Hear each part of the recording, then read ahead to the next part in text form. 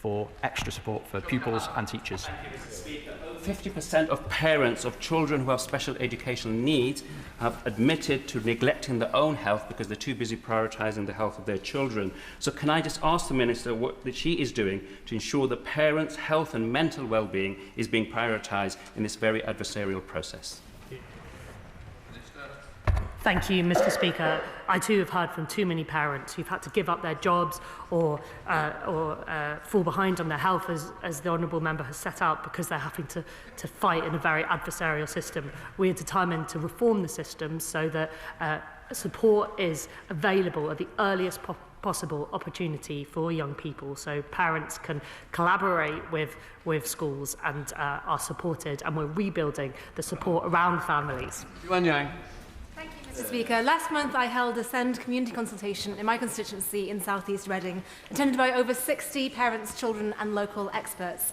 We all agreed that the current system is broken, and one of the young people, Megan, spoke about the feeling of being let down by the system and constantly fighting a never-ending battle. Does the Minister agree with me that too many children are in a position like Megan's, and will he set out how the upcoming white paper on SEND will improve the lives of children like Megan? Mr. Speaker, I read with interest my honourable member's report of the constituency conversation. There were many creative ideas in there. We are determined to work with young people and parents to get these reforms right. Alfred Blunder. Thank you, Mr. Speaker. Following the tragic murder of her daughter, Brianna, Esther Jai has dedicated herself to making our schools safer. I've just come from an event she is hosting in Parliament calling for a statutory ban on smartphones in classrooms. Will the Minister for Children and Families make time to attend today's event and make clear whether he supports a statutory phone-free education for all children?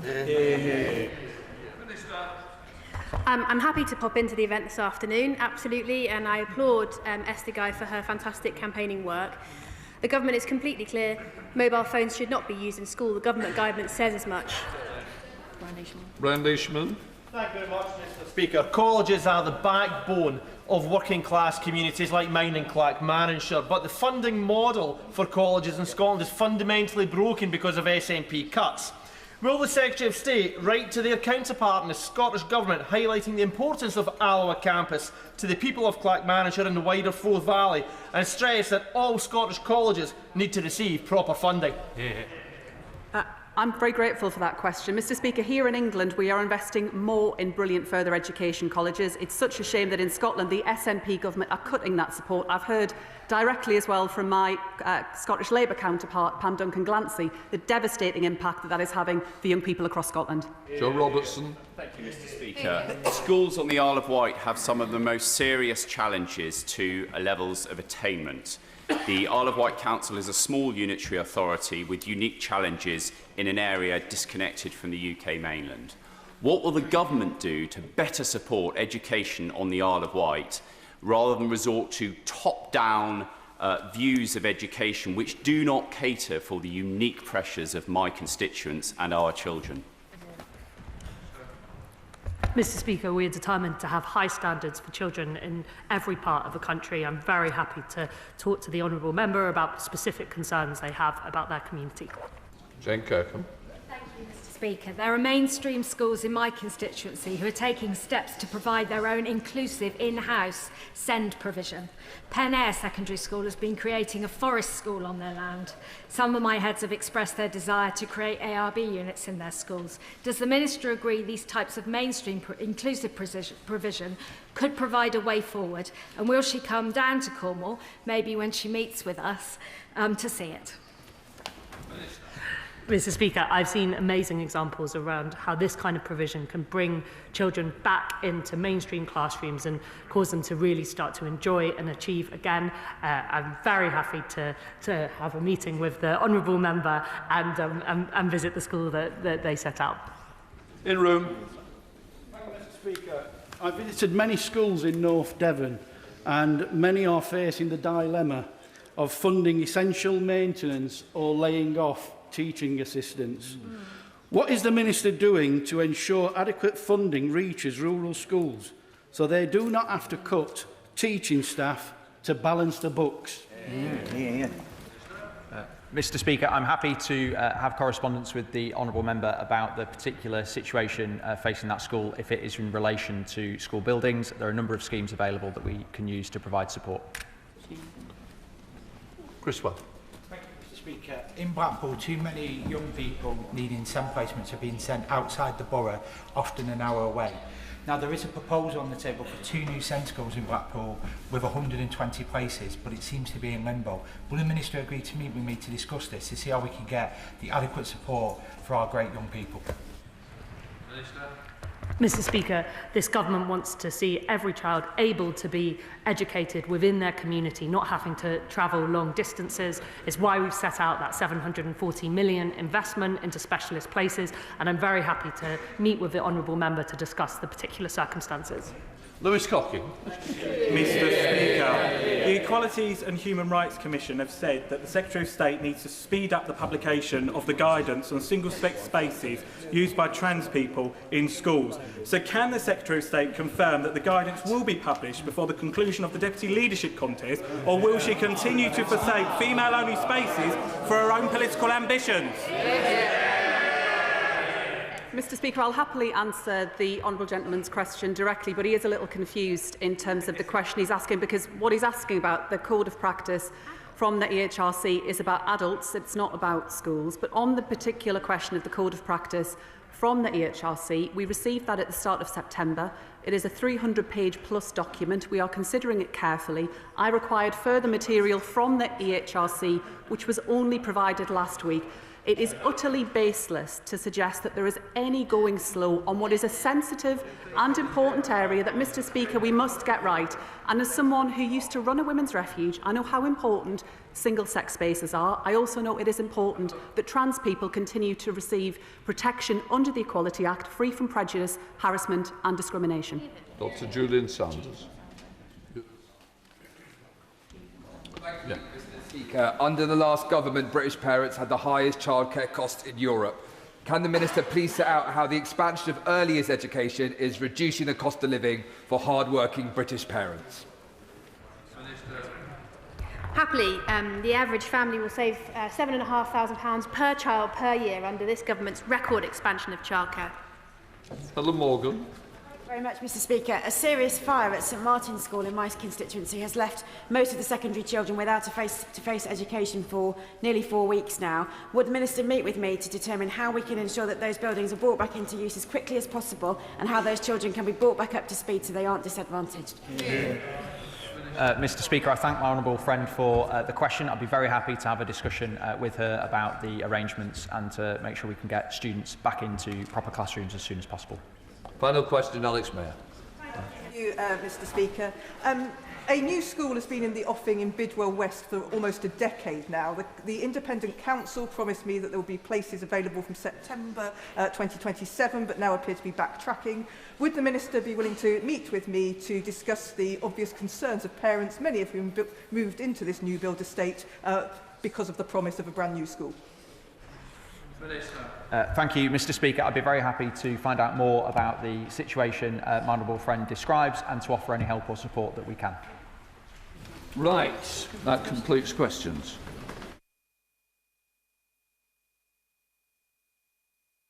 Before we come to the urgent question on the Chinese spy case, I would like to reiterate my remarks from last week. I remain disappointed by what has happened in this case. I am, alongside the Lord Speaker, continuing to seek advice from officials and specialist legal advice on what further steps might be taken to pursue this issue in other ways. While it would be not appropriate to talk in detail about the security matters on the floor of the House, I am also speaking to officials about access arrangements. I now call Chris Philp to ask his urgent question. Thank you, Mr. Speaker. To ask the Home Secretary to make a statement about Home Office involvement in the alleged China spying case. Minister. Thank you, Mr. Speaker. Can I thank the Shadow Home Secretary for the question, and can I thank you, Mr. Speaker, for the opportunity to respond to it today. As I have repeatedly set out to the House, the Prime Minister, the Home Secretary and the wider government are extremely disappointed that this case will not be heard in court. I have heard the strength of feeling right across the House, and I share members' concern about the threats that we face from espionage. The witness statements released last Wednesday vindicate what the Prime Minister and other members of the government have stated repeatedly. The Deputy National Security Advisor faithfully and with full integrity set out the various threats posed by the Chinese state to the UK and did so in order to try and support a successful prosecution. Now, this urgent question asked about the Home Office's involvement. Following the charging decision being made in early 2024 under the previous government, the CPS advised the witness that he could not share the evidence with others in government. Therefore, the Home Office's involvement following the charging decision that was taken under the previous government was heavily restricted to avoid breaching the CPS's requirements. Listen to that. Now, I have repeatedly made clear in this House... Don't need any help from the side, please. This is a very important statement that really does affect members of this House. Minister. Mr. Speaker, as I have repeatedly made clear in this House, ministers and special advisers were not involved in any aspect of the production of the evidence. And I stand by that statement today. The Prime Minister has also made clear that he was informed of the CPS's decision only a matter of days before the case collapsed. There is nothing that the Prime Minister or any other minister could have done at that point and would have changed what the law and what the policy was under the previous government between 2021 and 2023. Now, Mr. Speaker, for those that have read the DNSA's statements, they will see that they clearly articulated the threats posed from China based on the previous government's policy at the time and detailing the damage that was caused by the alleged offences. Ultimately, it was an entirely independent decision by the CPS to discontinue the case, and they have confirmed that they came under no outside pressure to do so.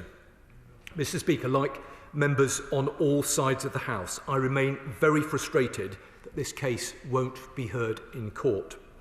Mr. Speaker, we wanted to see this trial go ahead, and I have made clear on many occasions the decision not to proceed was an independent one for the Crown Prosecution Service, and the DPP has given assurances that there was no government interference in their decision. I note that the Joint Committee on the National Security Strategy will be undertaking an inquiry on the case and intends to hold public evidence sessions. The Intelligence and Security Committee have also indicated that they will also investigate. We welcome the launch of the inquiry and the investigations, which the government will, of course, fully cooperate with. Now, Mr. Speaker, I have already set out the range of activity this government is taking to combat Chinese espionage threat. I hope that that is well understood, but let me provide this House with the reassurance that the government will take all necessary action to keep the UK safe and secure. Shadow Home Secretary Crystal. Thank you, Mr. Speaker. Last Wednesday, the Prime Minister told this House that no minister or special advisor was involved in the handling of the China spy case. Yet the Sunday Times has since reported that the Home Secretary had, quotes, heard the case might collapse and had made representations to ensure the evidence put forward was as strong as possible. So I asked the Minister, when did the Home Secretary become aware the case might collapse? And what representations did the Home Secretary or her proxies make about the evidence, and to whom? Why has the House been told, including just now, that ministers and advisers were not involved in any way when the Sunday Times reports that they were? The Sunday Times also reported on a key meeting that took place on September the 1st, a meeting the government originally denied took place. Is it true Jonathan Powell chaired that meeting? Did the meeting discuss the CPS view that the evidence provided to that point was inadequate?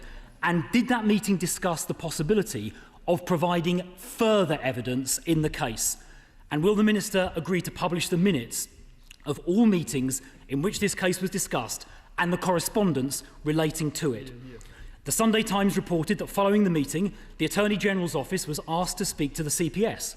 Did anyone from the AGO speak directly or indirectly to the CPS after that meeting? And can the Minister confirm that Dan Chugg from the Foreign Office was at that 1st September meeting? And can the Minister also confirm it was the same Dan Chugg who approached the Lord Speaker with a proposed deal in which the Chinese ambassador would be allowed back into Parliament? The Sunday Times also reported that the DNSA is understood to have acknowledged privately that the decision not to say China is an ongoing threat was political in nature. Is that true? Finally, the current government's position has been that all the evidence provided related to the last government's policy, but we now know that is categorically not true.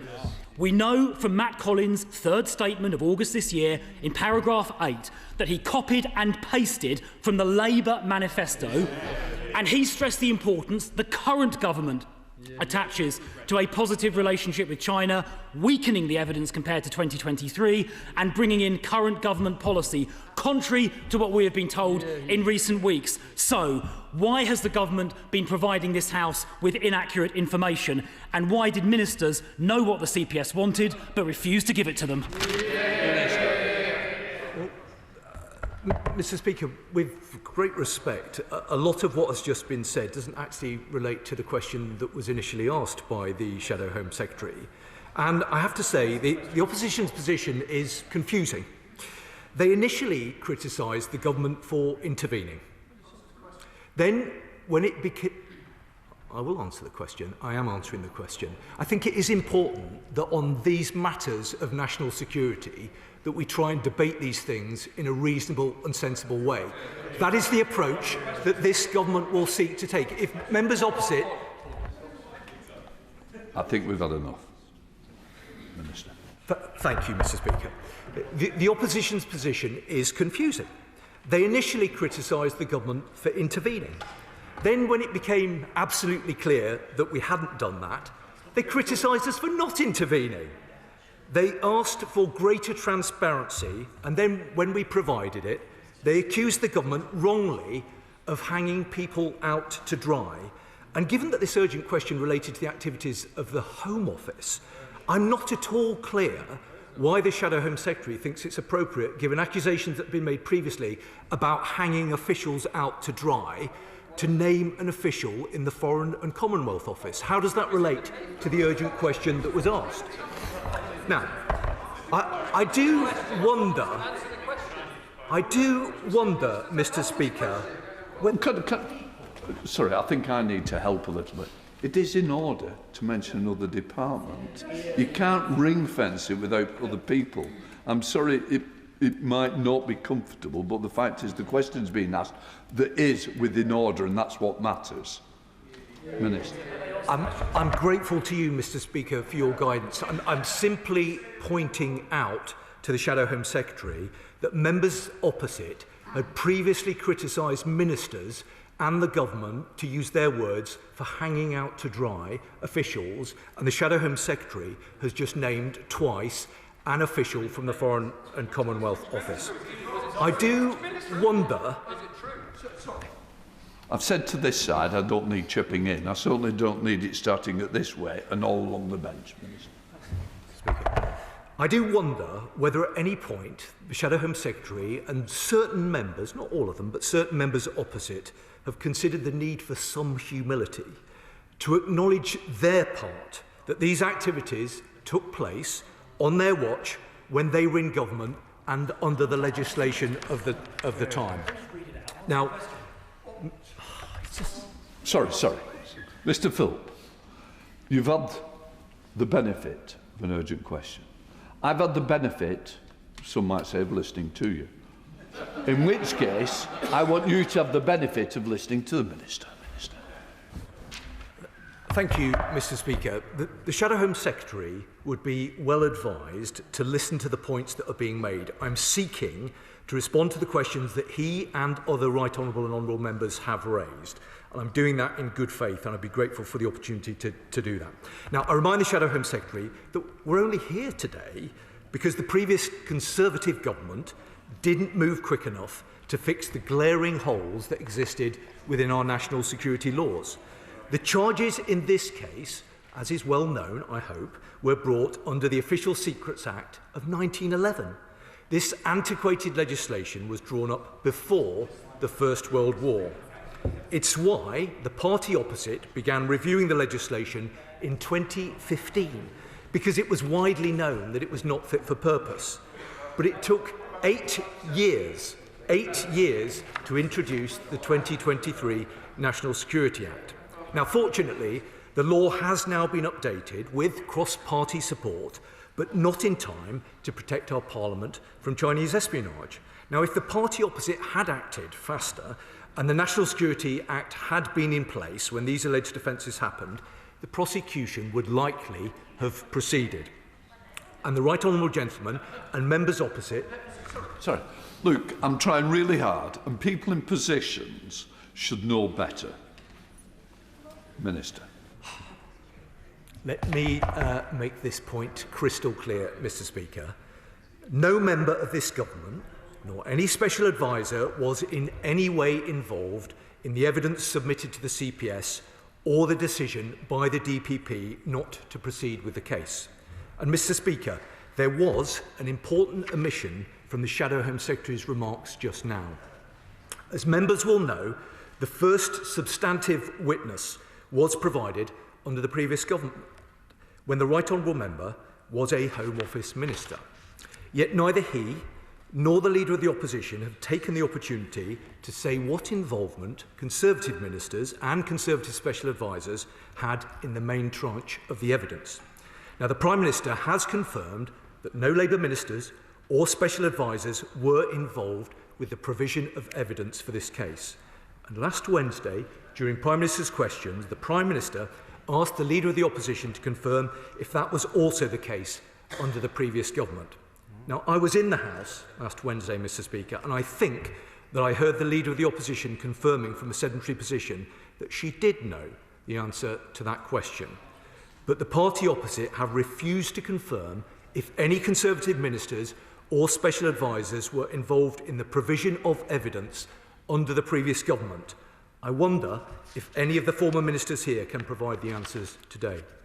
Mr. Speaker, as ministers have repeatedly said from this dispatch box, this government is extremely disappointed that the case did not proceed to trial. I gently say to the opposition front bench, they need to stop throwing mud and start coming to terms with what happened on their watch. Andy Slaughter. Thank you very much, Mr. Speaker. The Chair of the Home Affairs Select Committee and other relevant Select Committee chairs, including myself, have met with the Director of Public Prosecutions and have sent him a detailed series of follow-up questions. The Chair of the Joint Committee on National Security Strategy has convened an inquiry and is likely to be calling a number of relevant witnesses, including government ministers. And the Minister has also mentioned that the ISC will be looking at this matter. Can the Minister assure the House that the government will cooperate fully with those inquiries and those responses, and that this is the best way to take these matters forward in a thorough but also timely fashion? Well, Madam Deputy Speaker, I'm grateful to him for his question and for the role that he has played in these proceedings. Yes, I can give him the absolute assurance that he seeks. I think there is an important role for this House to play in terms of looking carefully at precisely what has gone on here, and that is why I very much welcome, on behalf of the government, the work that is now going to take place by the JCNSS and by the ISC. I think both of those important committees have an important role, and I'm sure that there will be other contributions that members across the House will want to play as part of that process. Spokesperson Max Wilkinson. Thank you, Madam Deputy Speaker. What a mess. Yes. We have 3 questions for the Minister. Firstly, what conversations has the Minister had with all relevant parliamentary authorities, which might include the Speaker's office, about plans to tighten vetting or ongoing monitoring of researchers and staff to ensure this does not happen again? Secondly, having seen the witness statements released by this government, there is a reference to the use by the previous government of back channels to attempt to persuade the honourable members for Tunbridge and Rutland and Stamford from raising concerns about Confucius Institutes. What is the Minister's understanding, based on the evidence statements and any other information available, of the meaning of the word back channels in that context? Does it refer to the previous government's whip's office, government officials, or somebody else?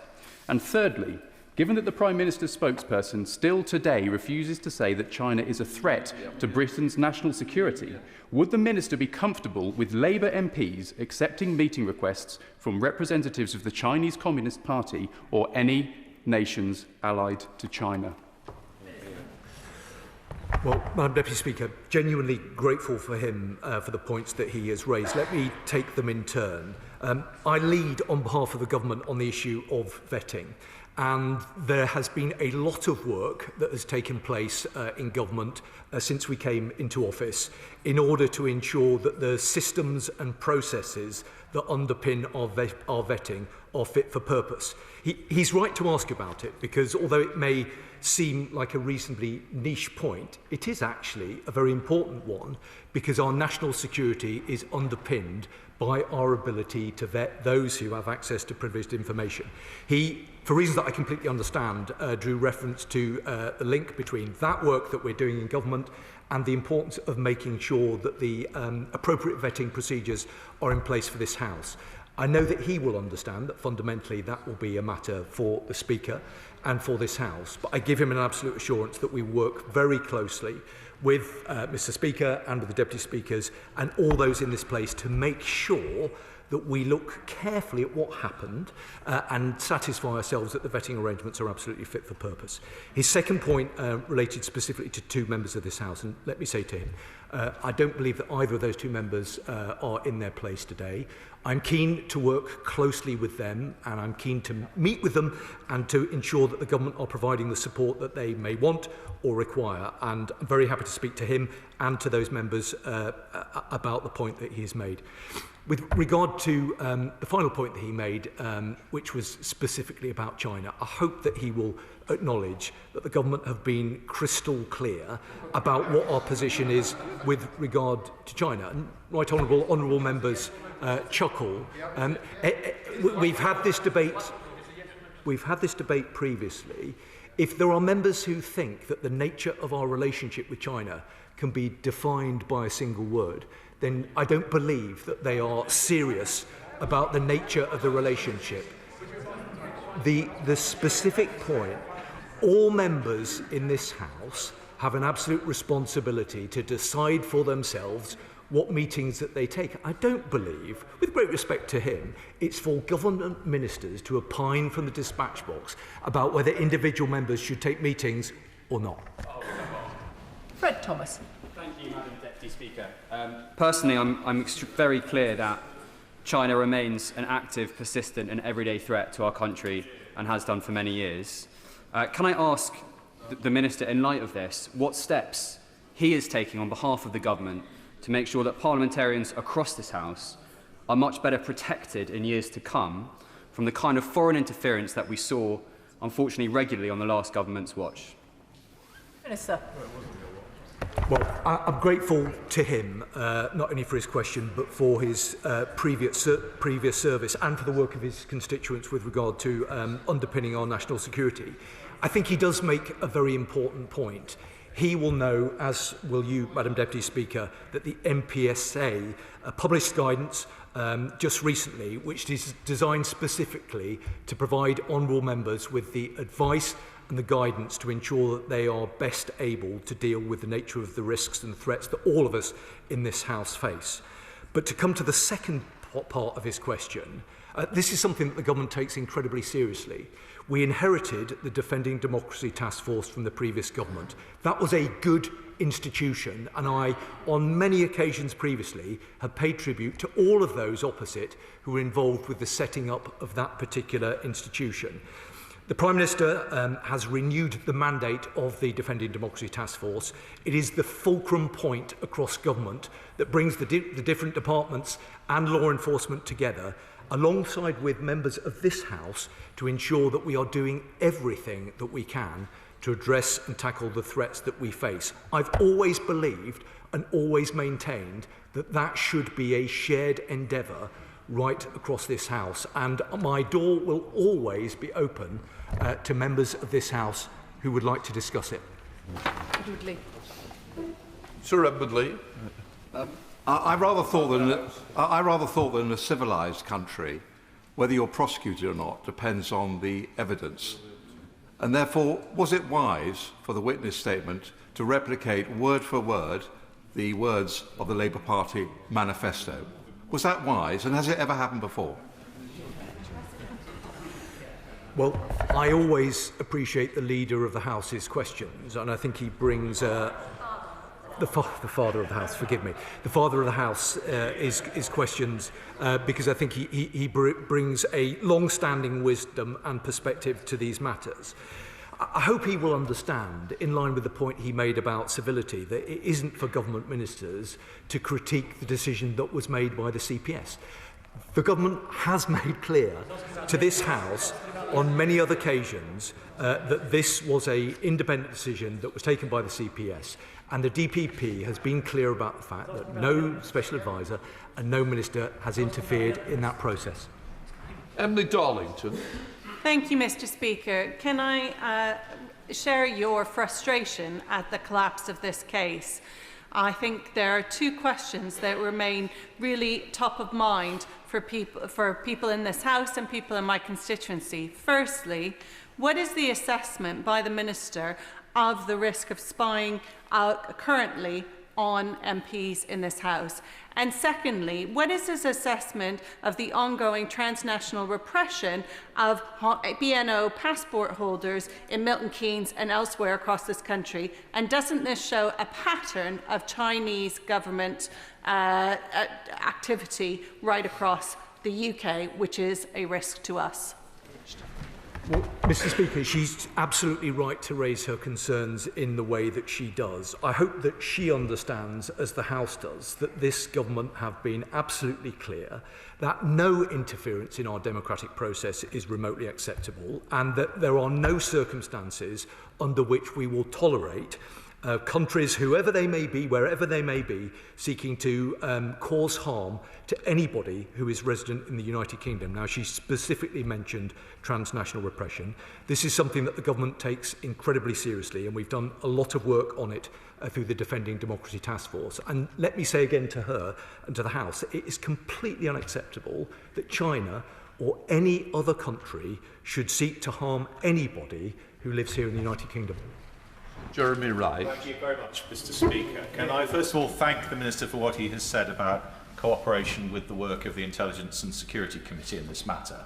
And can I agree with him, as I often do, that the government is entitled to clarity about what the question it's being asked is. So the question for me is not whether the government sought to intervene to persuade the DPP to take a different view. I don't think the government did that. Neither do I think the government went back and sought to change evidence it had already submitted. The question here is when the CPS asked for additional evidence, as it undoubtedly did, whether the government chose to supply that evidence or not. That's not about interference, it's about responding to a request made to government by the CPS.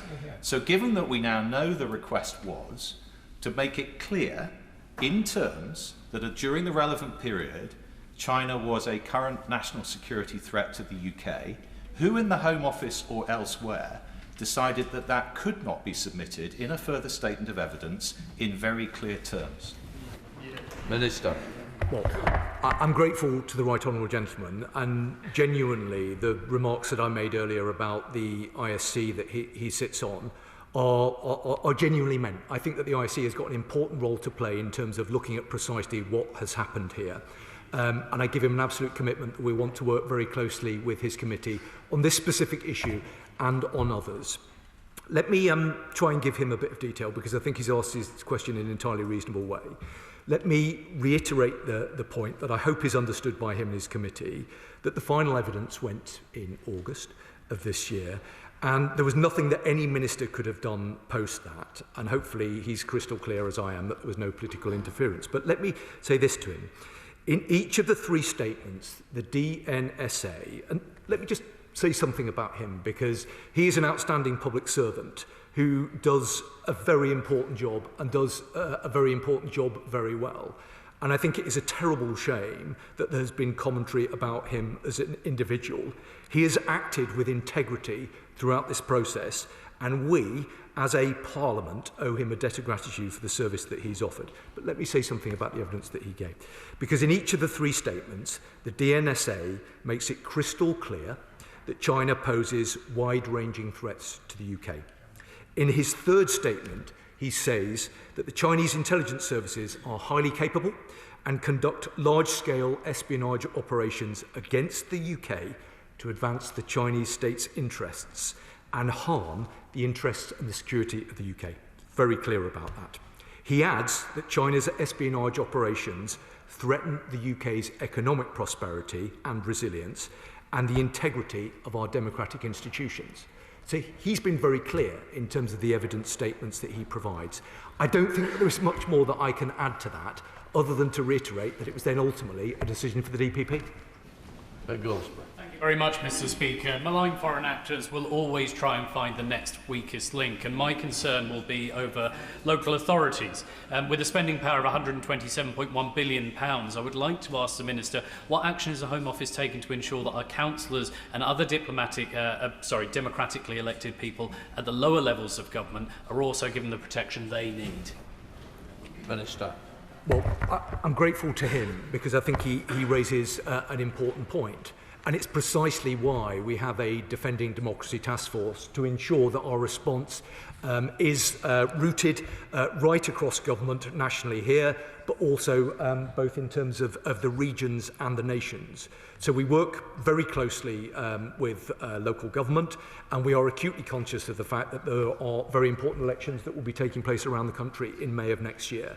We are working at pace to ensure that those elections are able to take place in an environment that we would all want to see. But I can absolutely give an assurance that we work closely with our partners, not only in local government, but obviously in the Ministry for Housing, Communities and Local Government as well.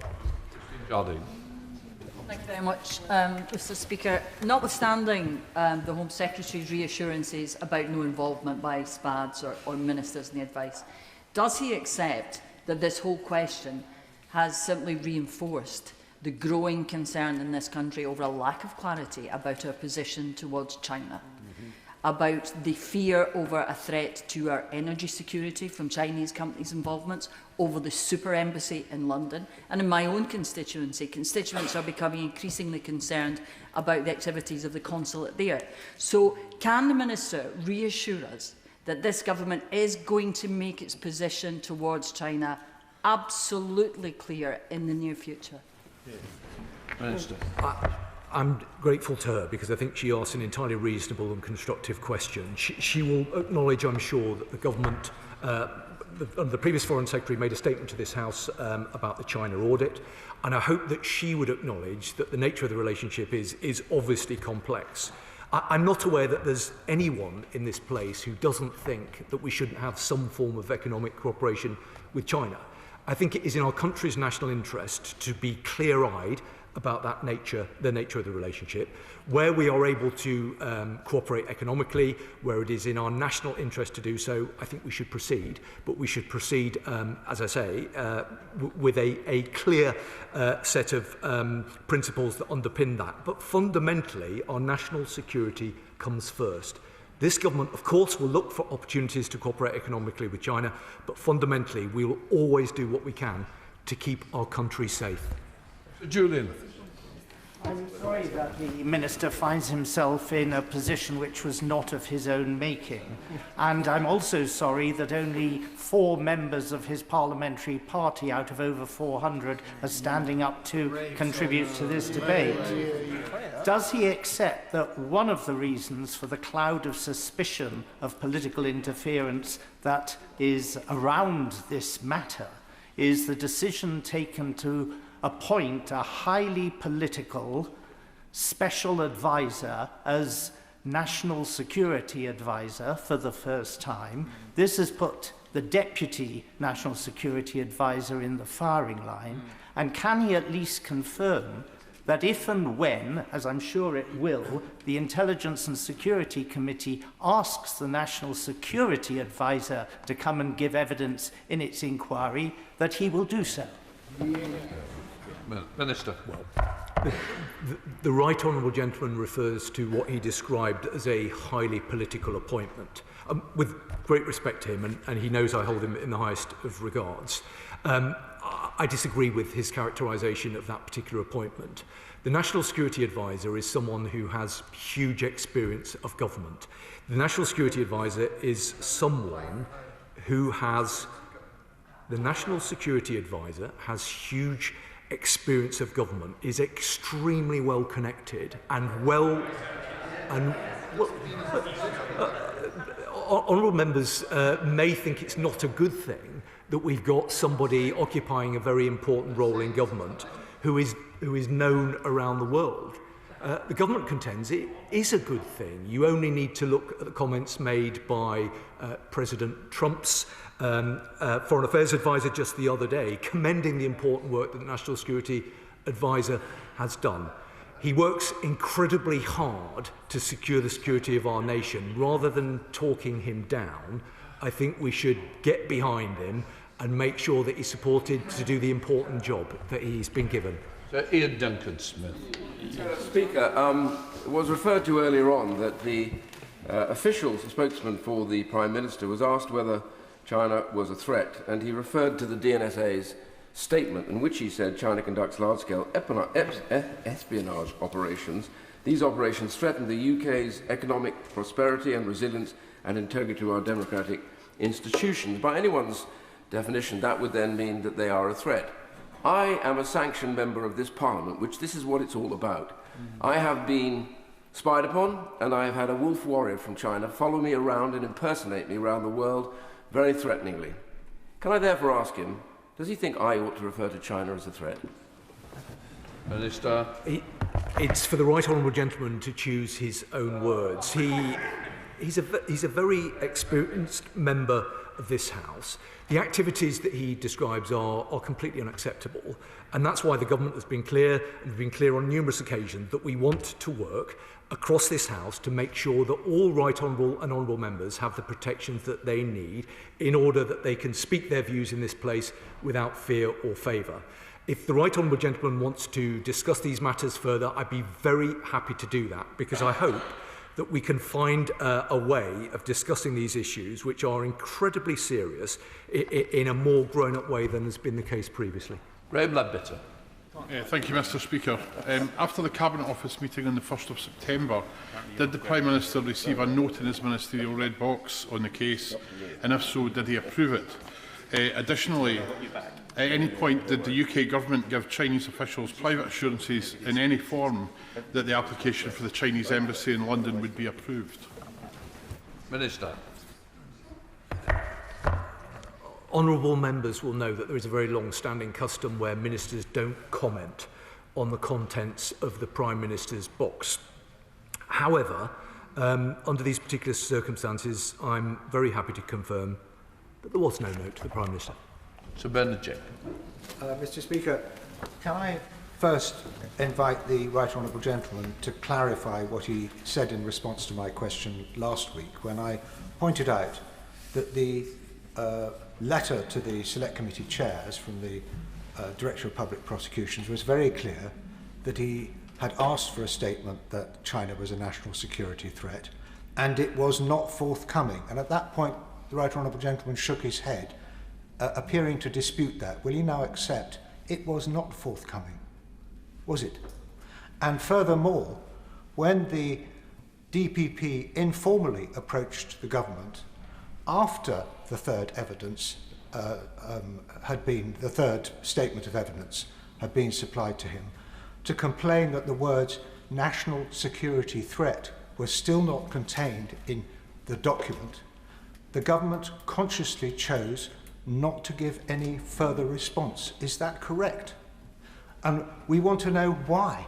At that point, nobody in the government thought, given all the things that DNSA had said already, they couldn't use the three words national security threat. Minister.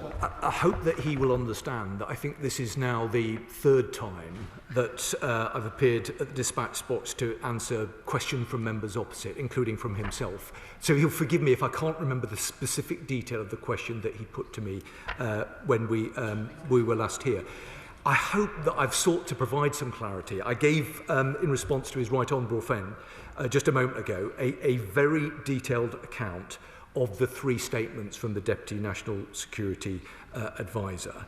I think we've been clear, as was the Deputy National Security Advisor, in the statements that were provided, that the fact that China poses a range of threats to the UK is not in doubt. As the government has said before, the question in this case is whether the overall legal threshold for a realistic prospect of conviction had been met on the totality of the evidence that was available to the CPS. And I think it's important that whilst I understand why members will focus on the three individual statements from the witness, the Deputy National Security Advisor, clearly there was other evidence that was available for the CPS to consider as part of this process. I could not have said more times or been more clear about the fact that the decision lies with the DPP. Richard Tice. Thank you, Mr. Speaker. So, last Thursday, the Minister at the dispatch box agreed with me that China is indeed a national security threat. And the government has consistently said it's disappointed. As the Minister knows, I like to be helpful and constructive at all times. So I asked a KC to advise as to whether or not a private criminal prosecution could be brought under the Official Secrets Act. The advice I have is that the answer is yes, as long as it has the consent of the Attorney General and as long as the government is helpful and constructive by providing evidence and witness statements. So could the Minister confirm, will the Attorney General give such consent and provide appropriate evidence? Minister. Well, I'm grateful to him. For the sake of clarity, it was extremely disappointed, was the phraseology that we have used. Mr. Speaker, we seem to have moved on something from the original question about the Home Office, and he will understand that I am not responsible for the actions of the Attorney General or for the Solicitor General. But I know colleagues in the other place and in government will have heard the question that he has posed, and I'd be very happy to discuss it with him further. Graham Stewart. Thank you, Mr. Speaker. I think the reason we're gathered here today, although I can't see into your mind, sir, is because of the Sunday Times story. That's why the Shadow Home Secretary asked, when did the Home Secretary hear that the case might collapse? That was question one, Mr. Speaker. Aren't we owed an answer in this House to that question? Did she, as the Sunday Times said, did she then make representations as to the evidence being, I quote, as strong as possible? Did she or didn't she? We're here because of that, Mr. Speaker. I assume, I can't know your mind, that's why you agreed to this urgent question. And this Minister, disgracefully at that dispatch box, refuses to answer the question about the role of the Home Office in this spy scandal. Will the Minister now answer? Not with his obfuscation, not with his flannel. Answer the question directly. Well, we're here because of activities that happened under the previous government. That's why we are here. And I repeat the point I made earlier on about a bit of humility, actually, from members opposite. That's why we're here. I gave a response to the Shadow Home Secretary in my earlier response. John Cooper. Thank you, Mr. Speaker. A senior Chinese government official invited Britain to fulfil its obligations and honour its commitments over the so-called super embassy. Can the Minister shed some light on what these obligations and commitments were? And if he's going to say that no such commitments or obligations were offered, can we file that under another threat to this country by the Chinese? Minister. Well, I can say to him that we don't recognise those claims. And, of course, given the quasi-judicial nature of the process, it would have been entirely improper for anybody to have made any comment that basically cut across the legal process that has been led by the Secretary of State for the MHCLG. Dr. Luke Evans. Thank you, Mr. Speaker, and I appreciate the Minister's clarity that he keeps talking about. So on that basis, the case collapsed. This is about leadership. He has seen all the evidence in public and all the evidence in private. Was China spying on two members of Parliament in this case? Yes or no? Minister. I'm happy to debate issues of leadership with anyone in this House, not least because I've spent all of my professional life trying to keep the country safe. And I will continue to serve in government to make sure that we do everything that we can to stand against the threats that we face. I'd hoped entering into government that is the process that would be a consensual one, that we could work across this House to keep the country safe. That has been the approach of this government, and I'm sad that members opposite don't want to proceed on that basis. Mr Anderson. Thank you, Mr Speaker. Does the Minister believe that with the collapse of this case, it has weakened the UK's position on the international stage and we will see more foreign state actors trying to carry out operations of espionage against members of Parliament? Well, that's precisely why we work very closely with our Five Eyes allies. That's precisely why the United Kingdom hosted the Five Countries Ministerial in London just a couple of weeks ago. This needs to be a shared endeavour with our allies, with our partners and our neighbours. We have a huge amount in common. We have a huge amount in common with our international allies, particularly within the Five Eyes alliance. And this government will continue to work closely with them to ensure that where there is any country, whether it is China or whoever it might be, who seeks to interfere in our democratic processes or harm those who live in our countries, that we work collectively across those alliances to stand against those threats. I'd like to ask a question to the Minister about another case of foreign interference in our politics. Nathan Gill, former Reform leader in Wales, a constituent of mine, pleaded guilty to accepting bribes from Russia. He was stopped by the police in September 2021, but only charged in February this year. Reports now suggest the Kremlin operation targeted not only him, at least 2 other members of the European Parliament and a member of the House of Lords. What steps is the government taking to ensure that Russian networks cannot continue to influence UK politics? Minister. Well, I think she raises a very important case that will be a matter of concern to members right across the House. I can give her an assurance that we take these matters incredibly seriously, and specifically with regard to the point that she makes about Russia. I can absolutely give her the assurances that she seeks, that we work incredibly hard alongside our allies to make sure that we're doing everything that we can to combat the threat that we all know that we face from Russia. Dr. Ben Spencer. Thank you, Mr. Speaker. I think most people would consider things that are threatening to indeed be threats, and so we can only assume that the Minister's been instructed that he can't make such a statement at the dispatch box. But would he help us understand better the government's position on this relationship with China? Is China an ally? Is it a friend? Can you explain that? Minister. I'd be very happy to, but I repeat the point I made a moment ago about how no one who's wanting to be considered as being serious thinks that the nature of our relationship with China can be defined by a single word. I hope that he acknowledges that. But let me say to him that this government assessed that China poses, and I said this a week ago, China poses a series of threats to UK national security, from cyber attacks, foreign interference and espionage targeting our democratic institutions to the transnational repression of Hong Kongers. Yet we are also alive to the fact that China does present the UK with opportunities as the world's second largest economy and the UK's third largest trading partner. We have to be clear-eyed both about the challenges but also about the opportunities. But the best objective. Thank you, Mr. Speaker. I've now asked this government why China is not included within the enhanced tier of the Foreign Influence Registration Scheme 3 times. June 9th, that particular report is coming forward in due course. September 15th, no doubt we will have more to say about it in due course. October 13th, any decisions about the enhanced tier will be brought forward in the normal way. It is now panicked about the Chinese embassy decision. It's desperately trying to deflect from attention on the Chagos deal that the National Security Advisor had negotiated on, and it appears to be decriminalising spying for China. What is the government's rationale for not including China within the enhanced tier, and when, given the threat, will it be added? Minister. Well, Mr. Speaker, I'm old enough to remember when members opposite said that we wouldn't introduce the Foreign Influence Registration Scheme by the 1st of July. We worked at pace to introduce the scheme on the 1st of July. He knows the answer, which is that we are looking carefully at whether other countries should be added to the enhanced tier, but that is a decision that we will take in due course and bring it forward in the normal way. Jim Shum. Thank you, Mr. Speaker. Can I thank the Minister? The Minister is striving incredibly hard to try and answer the questions.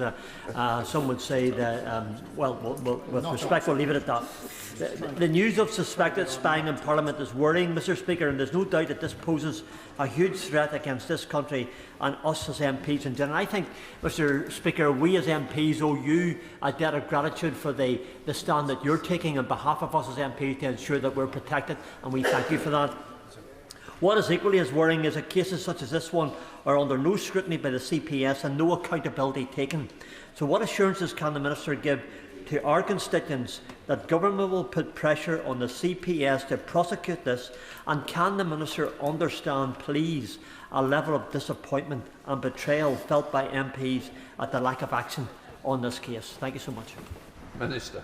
Well, it's always good to hear from the Honourable Member, and I agree the sentiment that he's expressed. I hope that there is a unity of view across this House, that we can be collectively incredibly concerned about what's happened.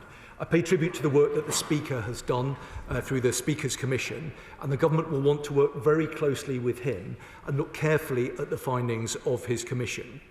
We need to work across this House to ensure that all of the protections are in place so that members, as I've said previously, can have their say in this place without fear or favour. That's precisely why additional guidance was published just a week or so ago. That is precisely why, just before the House went into recess back in July, I wrote to every single member of this House spelling out what support and what protections are in place, because we take very seriously our responsibilities to safeguard our democracy, but that is the process that we will want to work very closely with the Speaker on. Thank you, Mr. Speaker. The Minister has been asked why further steps were not taken to provide evidence requested in this case, knowing that the case was on the verge of collapsing. He may feel that he's provided clarity, but I'm afraid he absolutely has not. So will he ask the Attorney-General to come to this House and make a statement about what the CPS wanted and why that was not provided by the Government? Minister. I'm grateful to him for his question. I mean, with great respect, it was the decision of the opposition to table the urgent question in the way that they did. They could have chosen to table it in the way that the Honourable Member has described. Of course, the Attorney-General and colleagues right across government look very carefully at the circumstances of this particular case. I've spelt out in some detail the information that the government is able to put into the public domain about the 3 witness statements that were published by the Prime Minister last week.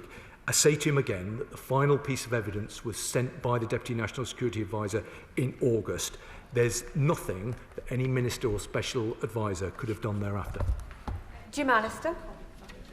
It seems to me that a key question, which despite 3 sessions on this subject has not been answered, is this. In April 2024, we know that the evidential test for prosecution under the 1911 Official Secrets Act was met. We also know that come September 25, the PPS was saying it wasn't met. So the key question is, what changed? Part of the answer seems to come from the CPS when they said they asked for government information which they didn't get to a satisfactory level. Does that not suggest that there was a failure on government's part which contributed to the collapse of this prosecution? If the government simply said, on the one hand, China is a threat, on the other hand, it is an opportunity, how could you ever in a criminal case put beyond all reasonable doubt the fact that it was a threat? Wasn't that equivocation the source of the problem? Minister. As I've said previously, in each of the 3 statements, the DNSA makes it crystal clear that China poses wide-ranging threats to the UK. In his 3rd statement of August 24, he says that the Chinese intelligence services are highly capable and conduct large-scale espionage operations against the UK to advance the Chinese state's interests and harm the interests and the security of the UK. I don't think there could have been any greater clarity. Neil Shastrihurst. Thank you very much, Madam Deputy Speaker. The Minister has repeatedly said he is extremely disappointed that this case didn't proceed to trial. That's thin gruel if all the steps necessary to ensure it got to trial were not taken. With that in mind, can the Minister set out whether the report in the Sunday Times over the weekend that the Prime Minister and other ministers were aware of the imminent collapse on the 12th of September is correct? And if that is correct, what steps the Home Secretary took to ensure the CPS had the evidence they needed? Minister. I hope that he understands that the point about the government being extremely disappointed is absolutely genuine. I could not have been clearer from day one that the government is extremely disappointed that we won't be proceeding with this trial. But it isn't for government ministers to opine on a decision that was taken independently of government. The final evidence went in August, and I can give him an assurance that there's nothing that any minister, the Prime Minister, any minister could have done thereafter. Harriet Cross. Thank you, Deputy Speaker. The Minister has been asked by numerous people, not least the Shadow Home Secretary, my right honourable friend for Beverley and Holderness, when the Home Secretary knew that this case was going to collapse. We have not been given an answer. He's also been asked by numerous people, did the Home Secretary make representations? Again, we have not been given an answer. These should be relatively straightforward questions with straightforward answers. So can the Minister please now answer these questions or give a reason as to why he can't? I have done my very best to provide the clarity that honourable members are asking for.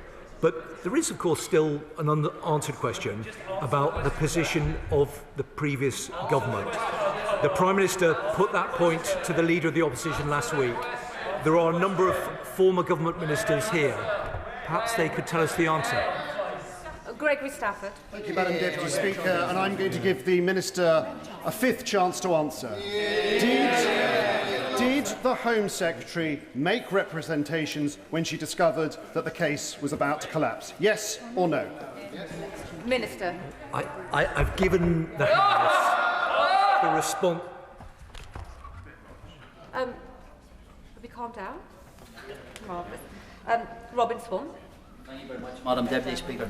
Chinese officials recently briefed the Stormont's Finance Minister on the status of a local company in his constituency owned by the Chinese state.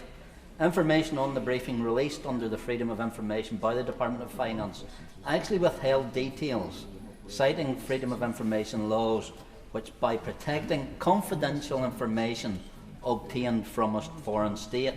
So in the current climate, and in the interest of openness and transparency, would the Minister agree that it would be best to actually release all the details of that meeting rather than hiding under FOI laws? Well, I'm grateful to him. He's asked quite a technical question. I'm not entirely clear which meeting that he's referred to, but I'm very happy to write to him with the details. That ends the urgent question. The point of order come after the UQs and after the statement. Can it wait? Thank you. Thank you. Can it wait? Okay. So we can allow the front bench a few moments to shuffle over.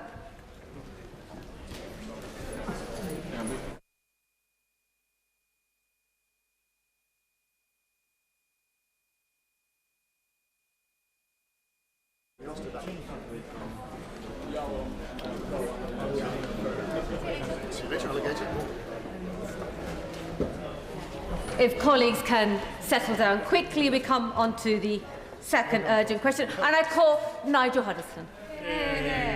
Thank you, Madam Deputy Speaker. To ask the Secretary of State for Culture, Media and Sport if she will make a statement on the decision to ban Maccabi Tel Aviv FC fans from attending their fixture against Aston Villa. Secretary of State.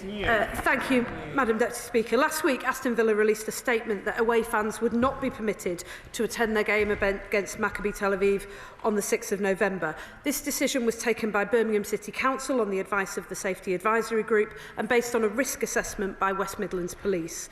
The risk assessment considered a range of factors such as the risk of protest, the threat of wider disorder, previous fixtures with Maccabi Tel Aviv fans and the impact on the wider community.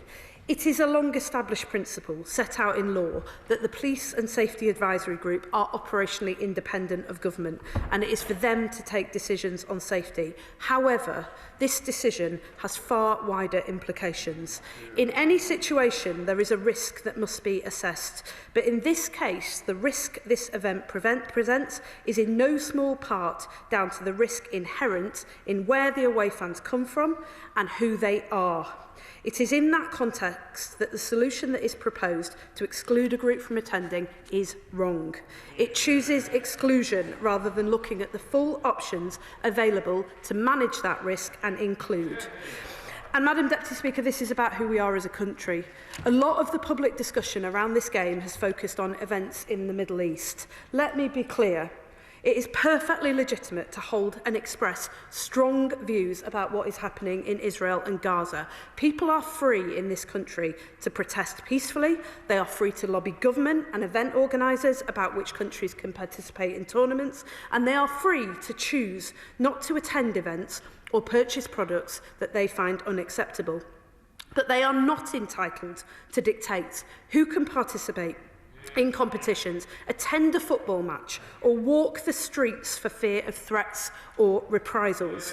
Whatever your view on the events overseas, this is a fundamental principle that this government will fiercely defend. And let me be clear, this decision was not made in a vacuum. It's set against the backdrop of rising anti-Semitism here and across the world and an attack on a synagogue in Manchester in which 2 innocent men were killed. It has a real-world impact on a community who already feel excluded and afraid.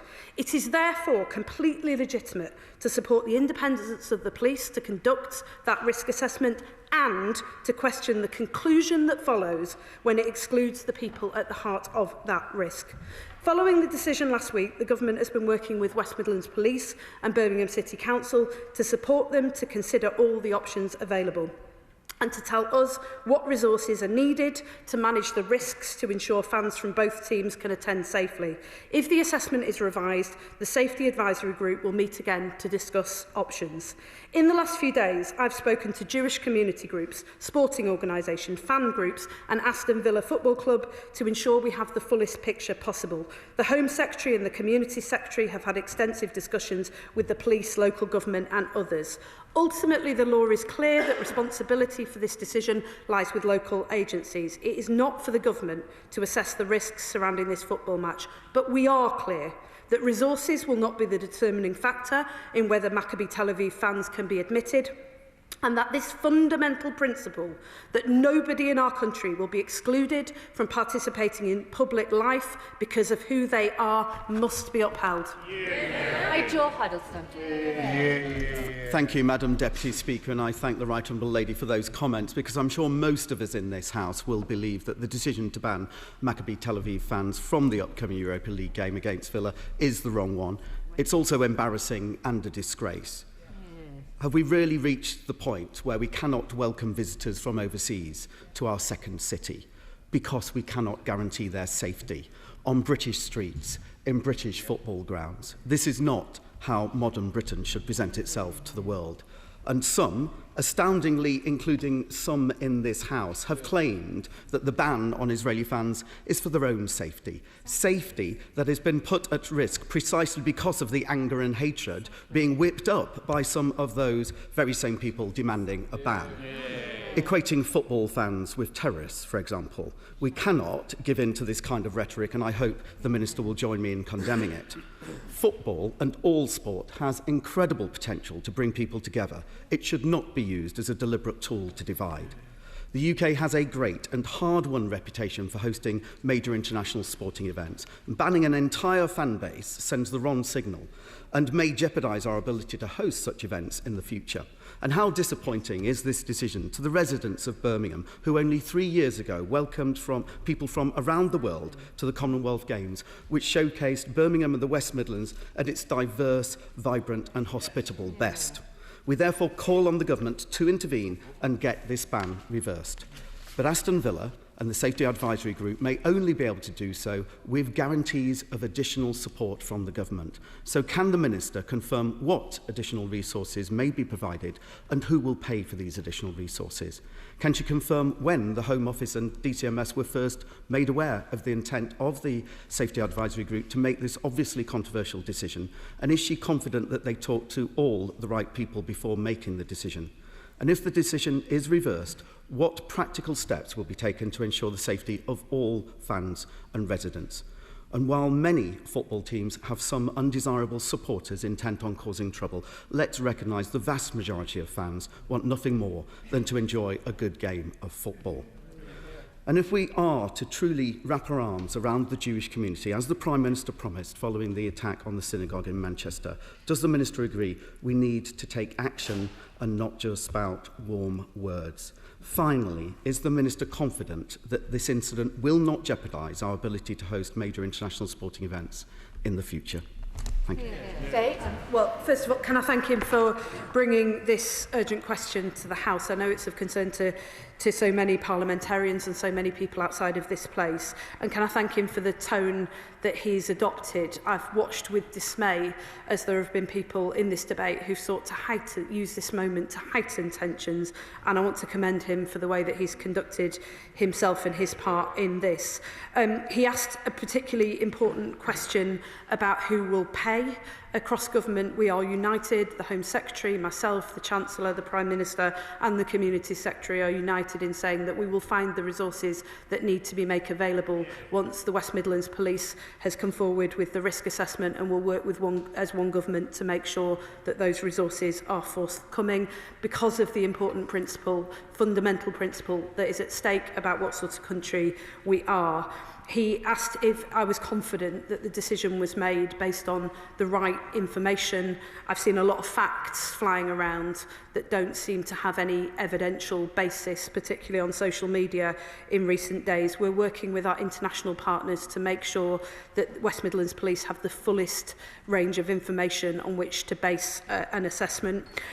He mentioned also the impact that this is having on the Jewish community. I absolutely feel and understand that, and I've had numerous conversations with members of the Jewish community over the last few days.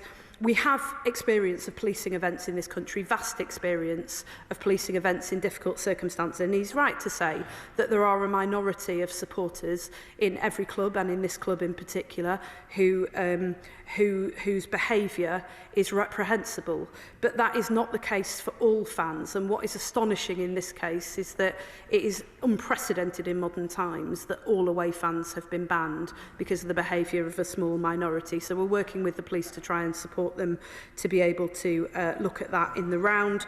He's right to say that we need action, not just warm words. I am particularly concerned, having met with Jewish fans, about the way that some of the events in the Middle East are not just having an impact on national competitions, but are also having an impact on grassroots sport as well.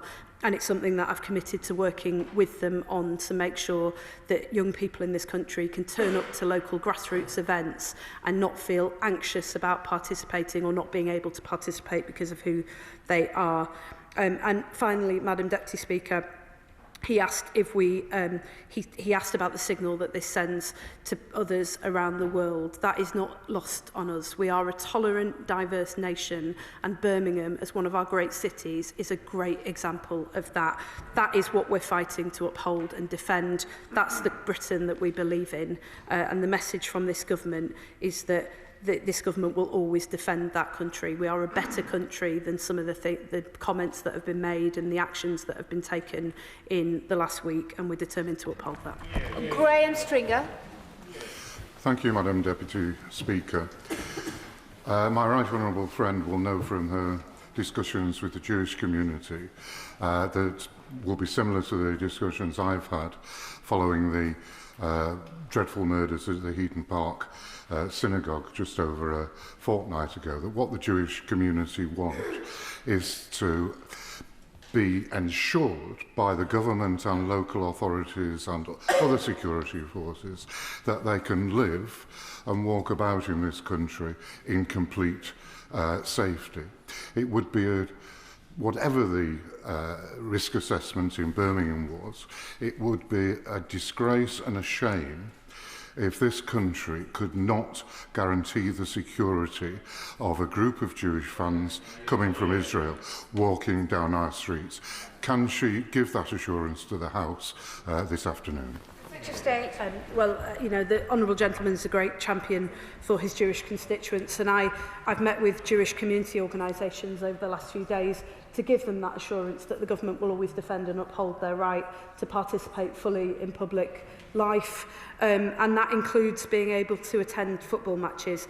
I should say in a number of the discussions that we've had with partners, they've made the point to us that many of the people who want to attend this match as Maccabi Tel Aviv fans are actually British citizens who live here in the UK, and that's what has, you know, should be in all of our minds when we think about who we're excluding from being able to attend. Spokesperson Anne Sabine. Deputy Speaker, the decision to ban Maccabi Tel Aviv fans from attending their team's Europa League match because West Midlands Police couldn't keep the fans safe is a serious mistake and sets a dangerous precedent. We appreciate the difficulty in ensuring the safety of fans and local communities, but the Lib Dems believe this decision must be reversed and the government should work alongside local authorities and the police to make sure the match goes ahead with both sets of fans. The situation at Maccabi Tel Aviv's match in Israel this weekend reminds us of the importance of ensuring our police forces have the resources and support they need to keep major events safe. The UK has made significant progress in tackling football hooliganism, but the police must always be prepared for small numbers of fans who seek to cause trouble. So I asked the Minister, will she recommend bubble-like security restrictions to boost security checks and police presence around the stadium to ensure everyone's served and protected?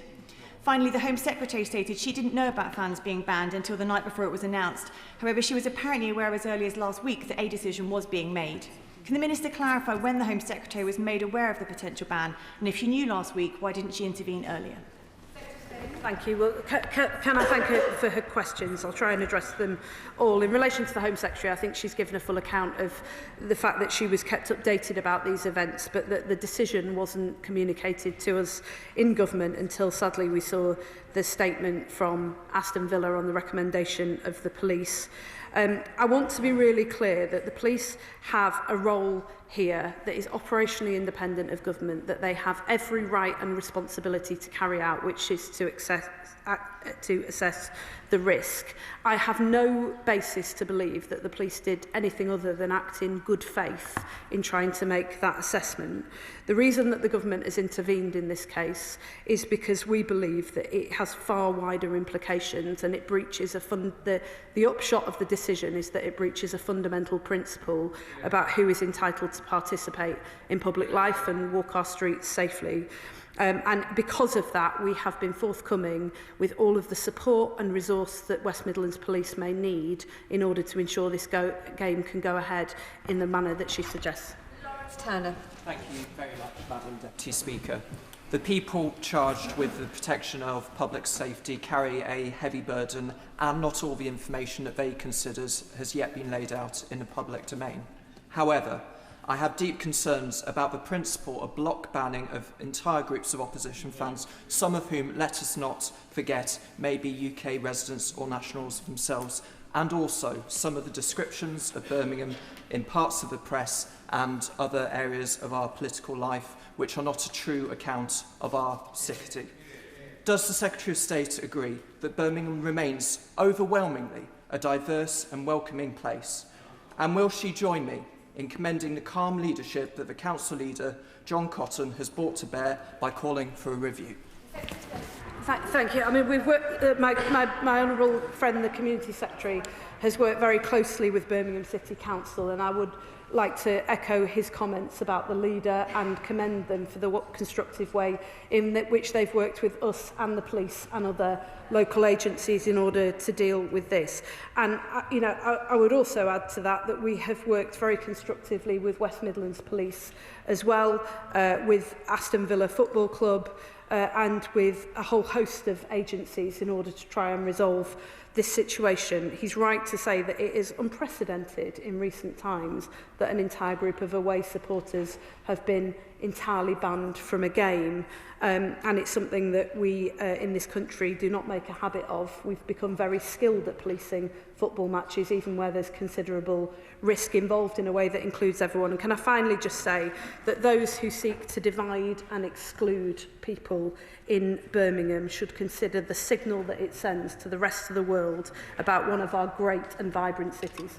Dame Caroline Dinage. Thank you very much, Madam Deputy Speaker. On Friday, the club's chief executive raised concerns about what this ban on fans was actually signalling, and the Secretary of State will be aware this is not the first time we've heard about Jewish people not feeling safe at either cultural or sporting events, whether that was the scenes at Glastonbury this year or the boycotts and protests and cancellations of Jewish performers at venues around the country. I'm really grateful for the Secretary of State's commitment today, but can she set out a bit more specifically what she is doing to ensure that Jewish people feel safe and welcome to participate in cultural life in the UK? Earlier this year, I hosted a round table with Lord Mann and the Board of Deputies to discuss the role of Jewish people in the widest range of public life, particularly in relation to arts, film, TV, broadcasting and media. She is absolutely right to say that this specific case is not occurring in a vacuum, and we are working on a strategy to make sure that Jewish people are included and that their contribution to British public life is recognised and celebrated. Thank you, Madam Deputy Speaker.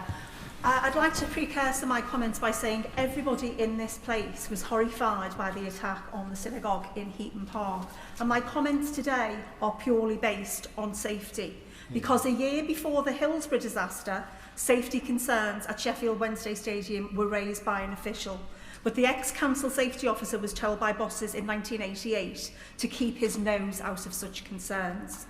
Nobody in this place needs to be reminded what happened as a result of ignoring that safety advice. 97 innocent men, women and children lost their lives. We have safety advisory groups for a reason, and it is a slippery slope when safety concerns are ignored, and I believe unprecedented for a government to try to overturn such advice. And I will respectfully disagree with the Secretary of State when she says that bans don't go on, because we've had a lot of cases, both nationally and internationally, the most recent one being Napoli versus Frankfurt. So can the Secretary of State be explicitly clear? Has she seen the safety advice? If so, does she disagree with the safety advice? And if she does disagree, can she tell the House on what ground she disagrees? Because it is imperative this House is clear, because if you are successful, if the government is successful in having the decision overturned, particularly after the scenes we witnessed last night with the Israeli derby, then people are going to ask questions. Can I thank my honourable friend, and as somebody who represents the some of the Hillsborough families, can I say to her that we as a government, and I as an individual member of that government, take the safety of all fans and the wider community with the utmost seriousness. We would never treat safety as a secondary consideration. But she says that we're trying to overturn the police advice. We're doing absolutely no such thing, and I think I made that completely clear in the statement that I just made. We are working with West Midlands Police and local partners to make sure that we take into account the risks that they have raised in order to ensure that this game can go ahead safely with both sets of fans present. And I would say to her that yes, in the discussions and the consideration that I've given to the risks that West Midlands Police have highlighted, what is completely different about this case is not just that it's the first time since the early 2000s in this country that a decision has been taken to ban entirely away fans from attending a game. It's that the risk assessment is based in no small part on the risk posed to those fans that are attending who support Maccabi Tel Aviv because they are Israeli and because they are Jewish. Now, we should be appalled by that and never allow it to stand. Andrew Mitchell. Thank you, Madam Deputy Speaker. Can I commend the Secretary of State for the tone and the clarity of her statement today, and echo what she said about the police making the decision in good faith. But it is, as she has said, the wrong decision. And secondly, can I echo what she has said about it not being the sort of country we are to make that decision. It's not the sort of city Birmingham is either, where there are outstandingly good community relations. And that is largely because of the excellent work that is done by the faith communities across the city. Can I echo those comments and also take this moment to pay tribute to those faith organisations? The Community Secretary and I have been really pleased to be able to work with them in anticipation of the threats of significant disorder that have been made by people outside of Birmingham who seek to travel to Birmingham to create strife. Their message is ours as well. They are not welcome there. Gareth Snell. Thank you very much, Madam Deputy Speaker. It was reported over the weekend that in August a legal observer to one of the protests was arrested simply for wearing a Star of David because it was considered to be antagonising. Now, with the decision to ban the Maccabi fans from coming to the UK, there is a genuine cumulative effect on what it means for Jewish people in this country and the effect that it has on those people that are family of Jewish people in this country who watch their friends and family tortured about whether or not they have a role in this country anymore, that we should all be significantly aware of. But I also think, Madam Deputy Speaker, the challenge will be, if this ban is allowed to go ahead, the game after the Maccabi game is with the Swiss-based Young Boys. Their fans have been involved in 2 riots, including hospitalisations. If their away team is not banned, the question should be, what is different between the Maccabi fans and the Young Boys fans, and what is it that we want to talk about? I think the honourable gentleman put it better than I could. Ayub Khan. Thank you, Madam Deputy Speaker. As the Member of Parliament for that very area that is set to host this match, and for the community whose public safety many members of this House wish to play fast and loose with, I know the reality on the ground, and I know that there has been a deliberate, disingenuous move by many to make this a matter of banning Jews, to conflate matters of policing with those of religion. Just this morning, I saw a video of Jewish community leaders standing outside the Villa Park saying they too support the banning of this team. I will release that video outside of this chamber. But those who are not welcome in Aston are hooligans that have a long history of violence and vile racism. Chants like F the Arabs, we will rape their daughters, that there are no schools in Gaza because there are no children left in Gaza. It's these hooligans that are not welcome. Madam Deputy Speaker, can I ask the Minister, how many millions of British taxpayers' money is her government offering to overturn the respected expert judgment of the West Midlands Police and the Safety Group? Well, look, can I just say to him that in relation to the specific incidents and chants that he mentions, I am appalled by those, and none of us in this House should seek to condone that in any sense. But can I say to him as well that it is entirely disingenuous to say that you respect cohesion and inclusion when you're seeking to divide and exclude. Can I ask members... Order. Can I ask members to temper their language and not accuse each other of being disingenuous? I call Amanda Martin. Thank you, Madam Deputy Speaker. Madam Deputy Speaker, we know ensuring that all fans can attend sporting events in safety and without fear must always be our first priority. And we must fully respect the operational independence of the police. Can the Secretary of State reassure the House that this government will provide the necessary resources to support local policing in this case, particularly in light of the heightened and very deep concerns around anti-Semitism, to ensure that resourcing is not the reason given for the block banning of Maccabi Tel Aviv fans? I'm really happy to give her that assurance. Thank you, Madam Deputy Speaker. As a British Muslim who grew up in Birmingham in the West Midlands and did my business there, I was deeply saddened by this decision. I was saddened for the British Jewish community. We are a tolerant, diverse nation, a tolerant diverse region. And this decision was bad for two reasons. It was bad for Birmingham, it was bad for the West Midlands, and it was actually bad for the British Muslim community. Many of them have reached out saying they did not want to be dragged into this, and they feel similar amounts of anger. My worry now is there's a flashpoint that's been created, which is the second problem with this decision, because now there will be those who will want to take advantage of the fact that this is now in the headlines. There will be those who will want to come and cause trouble and drag Birmingham's name and the West Midlands name through the mud.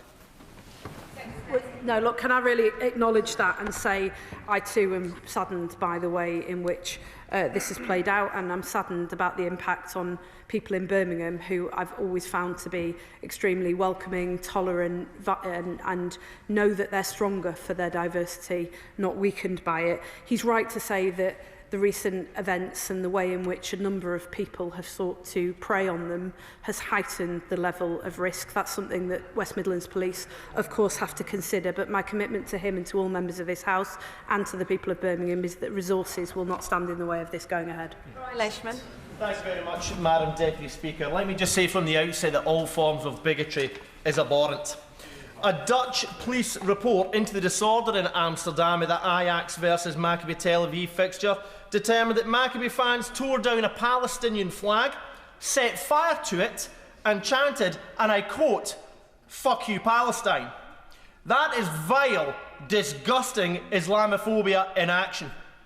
How about preventing that from happening here? Because there is an extreme hooligan element of Maccabi fans that consistently behave in this manner. Does the government not see that Islamophobic behaviour is highly likely if these fans travel to Birmingham? What about the safety of our Muslim citizens? Thank you. I mean, look, everybody in this House is entitled to strong opinions, but they're not entitled to a selective version of the facts.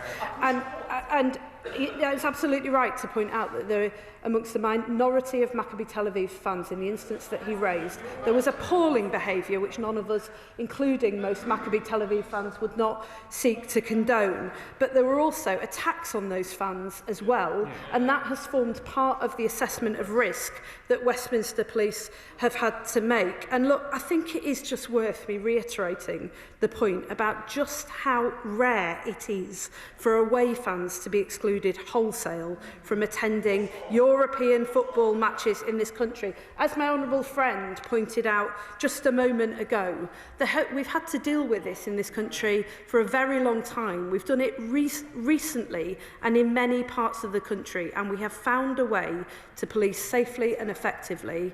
It cannot be beyond our collective wit to do so in this case. Wendy Morton. Deputy Speaker, as things stand, the decision to ban Maccabi Tel Aviv fans reflects so badly on Birmingham, the West Midlands and our country.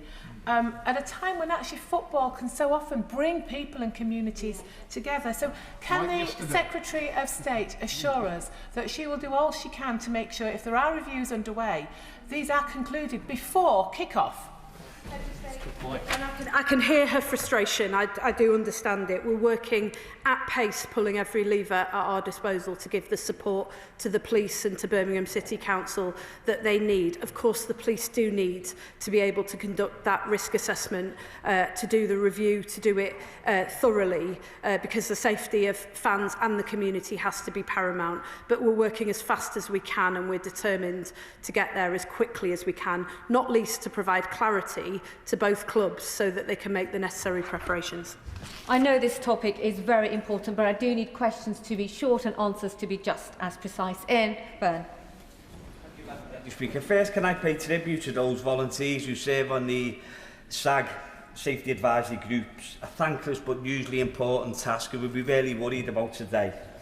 The safety of football fans has at times been at the very bottom of priorities in this place. So can my right honourable friend reassure me that the safety of supporters is absolutely paramount in the thinking of the government rather than the politics around it? I'm really happy to give him that assurance and want to thank him for the work that he's done over many years, not just on Hillsborough but on football as a whole. Claudine. I welcome the remarks of the Secretary of State today and commend her on her tone and her conciliatory attitude to this.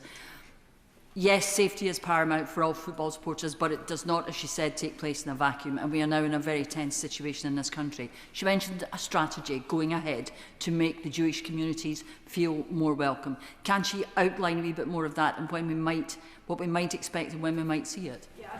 In addition to the specific instance that we're talking about, I've been extremely concerned to hear examples from members of the Jewish community about Jewish film directors having their shows cancelled, not because it was to do with anything in Israel and Gaza, but because they were Jewish. I've heard stories from Jewish presenters who have been advised to stay off the airwaves, and I am working with them with the help of Lord Mann and the support of Lord Mann to make sure that we pursue not just an overarching strategy, but also I've had discussions with individual organisations as well to make sure that where those incidents take place, that they know that they don't have to challenge those things alone.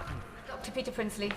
Thank you, Madam Deputy Speaker, and I would also like to thank the Minister for her statement and for the tone in which she delivered it. The police always act in the interests of public safety, and I'm sure there was no anti-Semitic intent intended. But it is the threat of the mob that has led to this decision. And will the Minister agree that we must never allow the rule of the mob? Completely. Sir Duncan Smith. Madam Deputy Speaker, I commend the Honourable Lady's statement. It covered everything precisely, and I disagree with one or two of those who have come out against her on this. I simply say this, that when they did the partial assessment, of course, everybody centred on Amsterdam, but they had played a game in Istanbul, and there was no trouble at all in that game. And so it's a bit partial to choose one bit of evidence or the other. And I simply say that with the rise of anti-Semitism now in the UK, she is making the right decision to protect those people. I'm grateful to him for that, and I think he raises the really important question about whether this is proportionate and whether if there hadn't been a risk to the Maccabi Tel Aviv fans because of where they come from and who they are, whether this decision would have played out in the way that it has. That is what is exercising a lot of members of this House, and it's obviously a view that we share. Richard Bergen. Thank you, Madam Deputy Speaker. Isn't it the case that the police acting on intelligence believe Maccabi team fans shouldn't be allowed to attend the match for public safety reasons, and their record of hooliganism will have contributed to that? Bans like this have happened with other teams' fans across Europe. In this case, there's been a dangerous push to again claim that any criticism of Israel is anti-Semitic. Shouldn't the government just admit that on this it's got it badly wrong and let the police do their job without political interference? Because surely the real issue here is the right of local people to be kept safe. Well, look, can I just say to the honourable gentleman that the difference in this case is that, and what has tipped the balance and weight of the decision is the risk presented to Maccabi Tel Aviv fans because they are Israeli and in many cases because they are British and they're Jewish. Danny Kruger. Thank you very much, Madam Deputy Speaker. What has happened is that a political campaign, I'm ashamed to say led by members of this House, has caused the police to change their decision, to change their calculation. So the Culture Secretary is right to suggest that this is not simply an operational decision. She's talking a good game, but she also says that all she can do is to question the conclusion of the police, and now she's offering more resources, asking them politely if they change their decision. Does the government not recognise that under the 1996 Police Act, the government does have the power to direct police forces to make certain decisions, and if necessary to dismiss the Chief Constable? And if she doesn't think that, will she clarify the law? Will the government clarify the law to ensure that the government can have the power to overturn decisions like this? There is a long-established principle in this country, as set out in law, that the police are operationally independent, and I'm surprised to hear the honourable gentleman seek to question that. I've been really clear that the risk assessment and the decisions around safety and what would be needed for this game to go ahead safely with all fans present is for the police, but what is a right and proper role for the government is to work with them to support them them to ensure that that happens. That's not just a question of resourcing. We're looking at a whole range of factors and practices that are well established in this country and across Europe, including making sure that you have transportation that gets fans safely to and from the game. We're looking at the numbers of ticket sales that are made available to away fans. We're looking at the measures, many measures that have tried and tested in order to ensure that elements who would seek to create trouble are excluded from the game. It is absolutely not right to characterise the position of this government as simply standing on the sidelines. When it comes to this fundamental principle about who is entitled to walk the streets and attend football games in our country because of who they are, it is for us non-negotiable. Blackman. Thank you, Madam Deputy Speaker. I'm sure the Secretary of State will find the irony in the fact that last weekend and next weekend, Premier League footballers were taking the knee, demonstrating on driving out racism from football. Now, this is anti-Semitism at its heart. So the clear issue is, if the issue is the safety of the fans outside the ground, in many cases on away matches, the away supporters will be escorted by the police on coaches to the entrance and then collected from the exit to go back to the airport. There's no reason why that can't be done now. So will she then take back to the police the case of saying, let's make people safe? Because the alternative to that view is that, for example, I support Tottenham Hotspur. We have a massive Jewish population.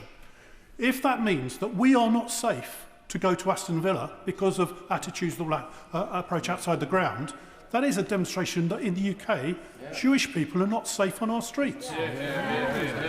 Fundamentally agree with him. Sammy Wilson. Thank you, Madam Deputy Speaker. And first of all, can I congratulate the Secretary of State on the very clear message which she has given out today. And is it not a fact that, despite some of the excuses coming from behind me, that this is all about the religion of the supporters who will be attending this match, and indeed the only people who they're likely to be in danger from are the hate mobs that we have seen marching across our streets for months previously, waving Palestinian flags and supporting terrorists. And would she agree with me that the police ought to be told, you make the streets safe for everyone, Jewish people as well as anyone else, and that is their duty, and they should live up to that? Look, I would say it's all of our duty to make sure that we live up to that as a country, and in the vast majority of cases that we do. And I would just also make the point that, you know, to those who say that this is a perfectly legitimate thing to try and drive the fans out of the game, I would just make the point that our assessment is that the vast majority of Maccabi Tel Aviv fans who want to attend are British. The only distinguishing feature is that they're Jewish. Alex Sharbrook. Thank you, Madam Deputy Speaker. Madam Deputy Speaker, my Jewish community come to me for years now saying how unsafe they feel, and that anti-Semitism has risen its head in this country now for many years. The Secretary of State's tone today is absolutely welcome, and she is absolutely right. But, Madam Deputy, let me put it bluntly. Jewish hatred in this country has grown and grown and grown. So may I ask the Secretary of State to pull every lever she can to make sure that the idea of Jewish hatred is not shown to be borne out by saying, because you are Jewish, because you're Israeli, we hold you all responsible for the actions of a government. And the reality is, Madam Deputy Speaker, that is xenophobia, that is racism, and that is anti-Semitism, and needs to be called out. And I'm happy to share him in calling that out. Jeremy Corbyn. Would the Secretary of State confirm that in coming to this decision, the authorities in Birmingham took account of the behaviour of Maccabi Haifa fans in many other occasions and many other places, decided it was unsafe for the match to be played in Birmingham? It is absolutely not about banning Jewish or any other people from going to the match or going to Birmingham. Can we separate the two issues about the behaviour of a group of fans from the wider question where everybody Jewish, Muslim or anything else, must be safe to walk the streets of this country. On his last statement, that everybody must be safe to walk the streets of this country, I agree with him, and I would just say perhaps if he wanted to turn to his left and right, he might make that point to the people that he now associates with, because that is not what we've heard from them over the last few weeks. And look, can I just clear this up, because I've heard a lot of hot takes on social media about the evidence on which the police relied to come to this decision. It is absolutely right to say that the police, as you would expect, took into account in particular the game in Amsterdam, at which Maccabi Tel Aviv fans were present and where a small element caused the most appalling disorder. But they also took into account the very real risks presented to Maccabi Tel Aviv fans on the basis that Maccabi Tel Aviv is an Israeli team and on the basis that many of the fans attending are Jewish. And I would just hope that he would be as exercised about that as he is about the behaviour of those fans. Sir Julian Lewis. Hopefully we can rely on the police to arrest any hooligans who break the law, whichever team they're supporting. But will the government take into account the fact that, as they're knowing the way in which terrorist minds work, as there will be so much concentration on this particular location with so many police resources, Jewish establishments in that particular part of the country need to be extra careful on that day that advantage isn't sought to be taken by people who mean them harm. Yes, and he'll be aware, because it's all played out publicly that there have been specific threats towards Jewish people and Jewish organisations, and that's obviously something that the police and we are taking extremely seriously. I have to say that because of the way that those on all sides of this debate have sought to heighten tensions over the past week, because of that, there are concerns about the safety of a whole range of people across the community, Muslims, Jews, and the wider community as well. And a number of members have made the point that there is far more work that needs to be done to diffuse these tensions, to take the heat out of this situation, to support everybody in this country, and particularly to be absolutely emphatic, as the honourable gentleman made the point about just a moment ago, that the events, that nobody in Britain is responsible for the events that are playing out in the Middle East, and to hold them responsible, whether it's British Muslims or British Jews, is entirely unacceptable. Lee Anderson. Thank you, Deputy Speaker. Last year, the Chief Constable of the West Midlands Police Force said he told Muslim elders that he would always police without fear or favour, and he would not tolerate any sort of racism. But the banning of Maccabi fans is quite clearly racism. So does the Secretary of State agree with me that if the police chiefs cannot police a football match, they should no longer be in office? I don't think it's helpful to question people's motives. In the work that we've done with the West Midlands Police, I have no hesitation in saying that they have done an assessment of the risks, as is their responsibility. What happens next is not just a question for the West Midlands Police, it's a question for all of us. And the reason that the government has intervened in this case is because the police doing their job to assess the safety and the risks that are posed across the board, the decision that they've come to has wider implications that we believe have led to the wrong decision and cannot stand. But I don't question the motives of the police in this for a moment. I think our job is to work with them and support them to be able to police this match in a way that ensures that people can attend and they can attend safely. Speaker, the message this decision sends is that the police will bow to religious pressure and legitimises anti-Semitism. The Secretary of State makes reference to the game between Ajax and Maccabi Tel Aviv. The vast majority of fans on that evening arrested were Ajax fans. They actually played Chelsea at Stamford Bridge on Wednesday evening, and no one's talked about banning them from attending that game. Article 27.04 of the Europa League regulation states a rescheduled match can be completed if necessary without spectators. The home club must have access to a backup stadium. Given it is now likely that this fixture will attract bad faith actors to Birmingham who aren't fans of either team looking to cause trouble, what assessment has she made of playing the match behind closed doors at a neutral venue or a venue where the police are prepared to provide security? Look, we as a government are not prepared to accept that people cannot attend a football match in Birmingham because of who they are.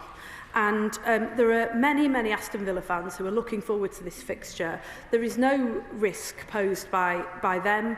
It's in their home city. They should be able to attend. It is also our very strong view, as he sets out, that the majority of Maccabi Tel Aviv fans should be allowed to attend, as they have done to many other matches, safely and not discriminated against because of who they are. So we're working with the police and other local partners to make sure that we do everything that we can to achieve that end and deal with the wider issues that many members here have raised. Zara Sultana. Deputy Speaker, Maccabi Tel Aviv's racist fan hooliganism cannot be separated from Israeli militarism. Many of these fans are active or former soldiers who have taken part in Israel's genocide in Gaza. They should be investigated for war crimes the moment they set foot onto British soil, not welcomed into our stadiums. And let's be clear, this Labour government is no innocent bystander. It has armed Israel's genocide, it has provided diplomatic cover, and it has shamefully denied that genocide is even taking place.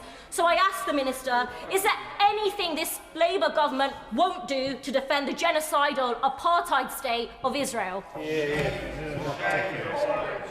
Madam Deputy Speaker, I like the Honourable Lady, but I have to say that she is doing the people of Birmingham no favours with that sort of rhetoric.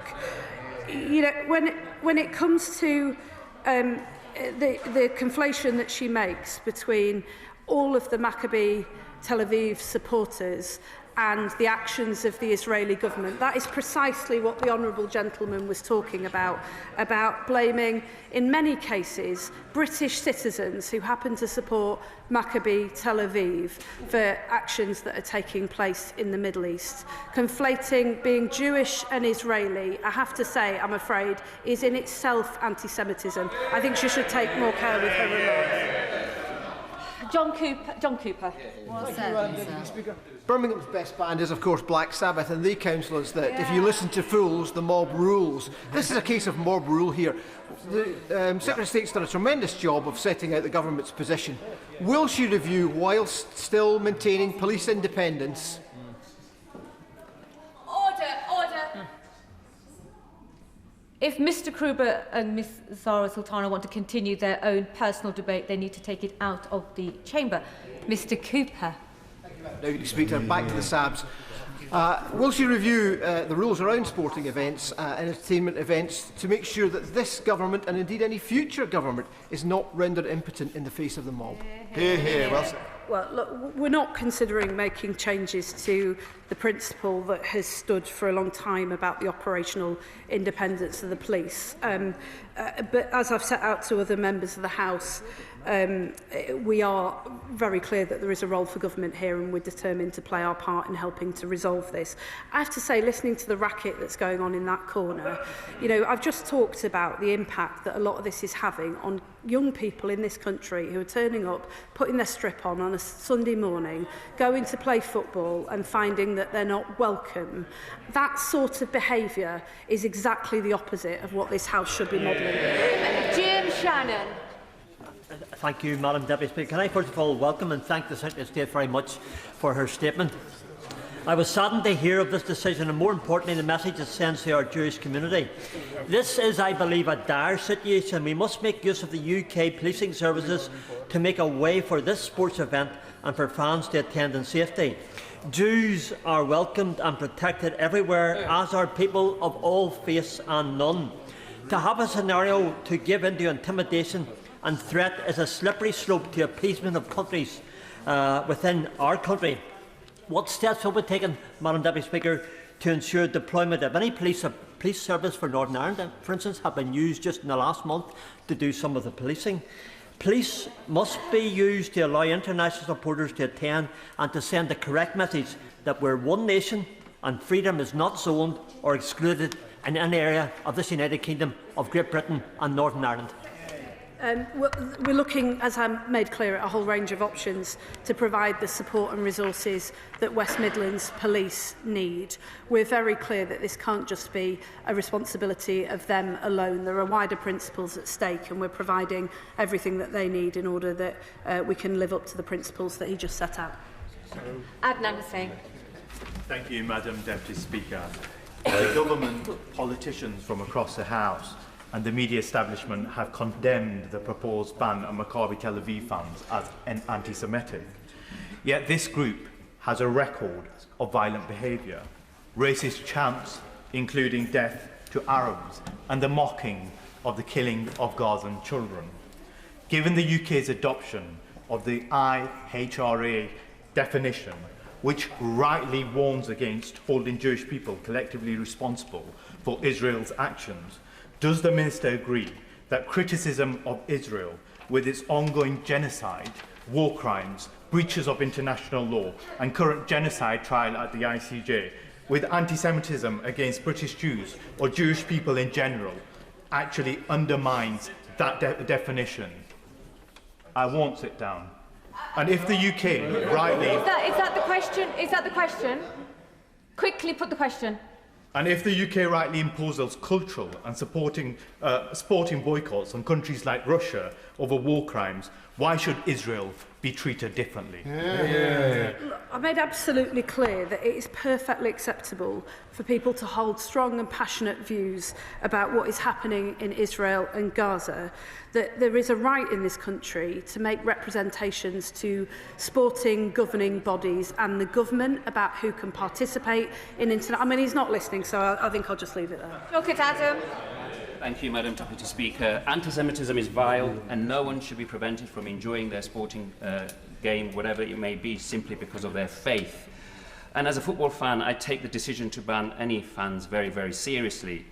But the Prime Minister's decision to interfere with the independence of West Midlands Police and SAG should concern all of us in this House, especially when the same Prime Minister failed to intervene when British aid workers were killed, when they were volunteering for the World Central Kitchen, when he failed to intervene when his own MPs were denied access to Israel and the West Bank, and when he failed to intervene when the IDF boarded flotillas with British citizens and detaining them. Millions now will be spent on a football match defending some hooligans, not all, who chant there are no schools in Gaza because there are no children in Gaza. So does the Minister agree with me the Prime Minister should respect the independence of the police and the Safety Advisory Group? I really do wonder whether, had West Midlands Police made a different decision, whether he would have come to this House to question the decision that had been made. And I suspect, I'm afraid, that the answer is yes. And look, this is part of the problem with this debate, is that, you know, the chants that he talks about, I think, appall absolutely everybody in this House. He characterises the government in a particular way. He fails to make reference to the very many robust actions that we've taken around the Israeli government's actions in Gaza. We have condemned them. We've sanctioned members of the Israeli government. We've restricted arms sales to Israel. And we have been out there on the ground playing the part in peace negotiations and pushing for aid to get in at pace, and still are. But he doesn't reference that because, frankly, sadly, I think he is trying to gain political support for his position. What I would say to him is, honestly, and there's only a few of them that have bothered to listen to any of this debate, but what I would say to them is, if you really do want to resolve this, then work with us in order to make sure that all communities can express their passionate, deeply held views in appropriate and peaceful ways, but that this country can remain an open, tolerant, diverse place where everybody is free to walk the streets and attend football games, regardless of who they are. Final question, Iqbal Mohammed. Thank you, Madam Deputy Speaker. After the conflation of anti-Semitism with the banning of football hooligans who happen to come from Israel, and the abuse that I've received and other people who've received for supporting the ban for on safety grounds, I must put on record that I and those people are not anti-Semitic, never have been and never will be. The Prime Minister, if I may, The Prime Minister called the decision to ban the violent Maccabee hooligans by West Midlands Police and Birmingham City Council Safety Advisory Group as anti-Semitism. The leader of Reform said the police gave in to extremist intimidation. The leader of the Liberal Democrats called for the decision to be reversed, saying you don't tackle anti-Semitism by banning its victims. And racist comments from the would-be leader of the Tories said he was wrong that the integration has failed in Birmingham. Madam Deputy Speaker, let me ask this. Is it anti-Semitic for the Israeli police to cancel a football derby in Tel Aviv last night after these same hooligans forced the match to stop through violence and injury to fans and the police? Do we want these scenes to be repeated in our stadiums and on our streets?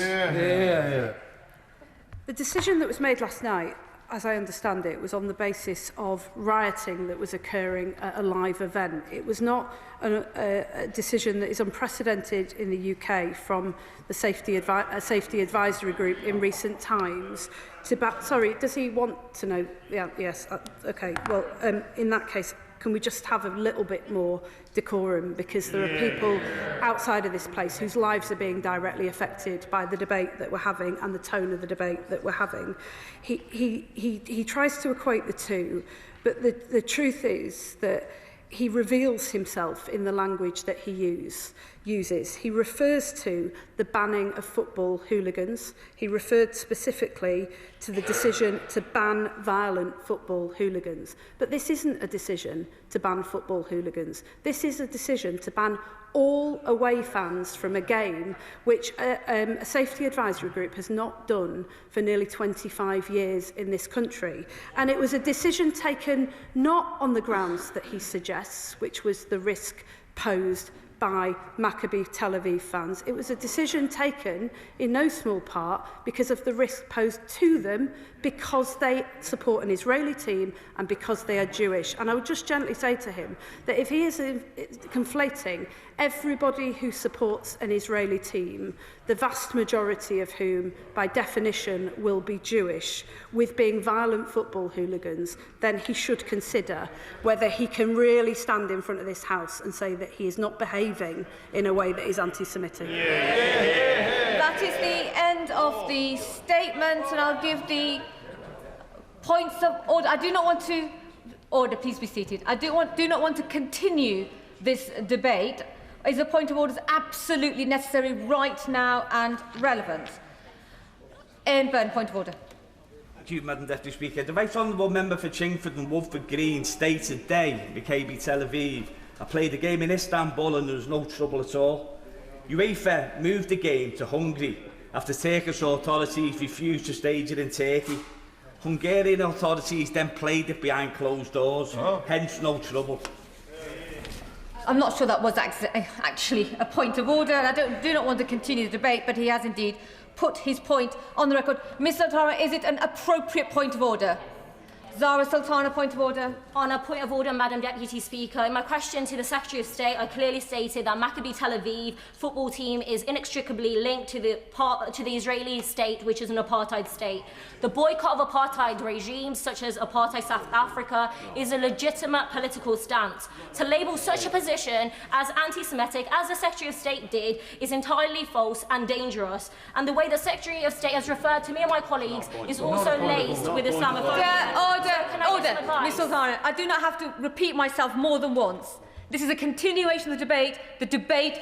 The statement, the UQ, forgive me, has concluded. I will give the ministers a few moments to swap over as we move on to the education statements.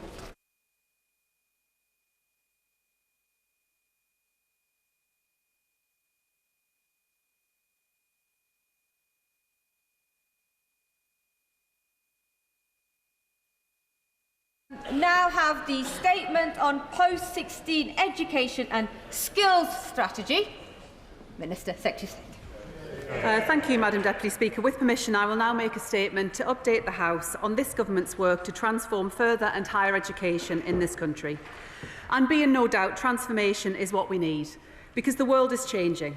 artificial intelligence, machine learning, green energy, new and exciting technologies.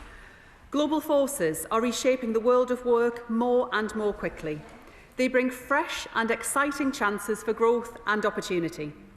But, Madam Deputy Speaker, unless education and training in this country change too, we risk missing those chances. Our young people risk being left behind. And we've seen this before. Under the last government, who thought colleges and technical education